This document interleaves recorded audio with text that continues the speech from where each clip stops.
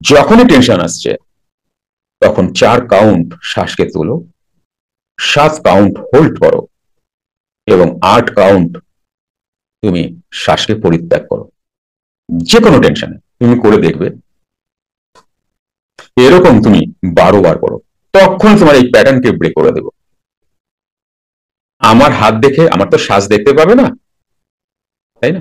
আমার হাত দেখে তোমরা বুঝবে জিনিসটা কেমন হবে। তাহলে 4 কাউন্ট তুলবো,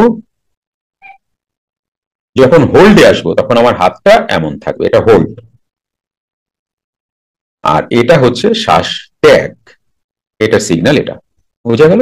আরেকবার বলছি, শ্বাস তুলছি মানে এটা, এই সিগন্যালটা তুমি যখন পাচ্ছ তুমি অনুভব করো আমি শ্বাস তুলছি। যখন আমি এটাকে এরকম করছি তখন বুঝবে আমি শ্বাসকে হোল্ড করেছি। আর যখন আমি মানে আমি প্রশ্বাস ত্যাগ করছি। বোঝা গেল? তোমরা বুঝতে পারলে সবাই? এই টেকনিক গুলো খুব সুন্দর করে বুঝে নাও, না হলে কিন্তু এই প্যাটার্নে যদি তুমি একবার পড়ে যাও না 5-7-10 দিন, তো নেক্সট লেভেলে তোমায় নিয়ে যাবো, ওটা আরো ডেঞ্জারাস হবে। বোঝা গেল?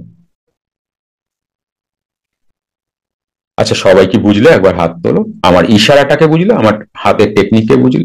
ওকে।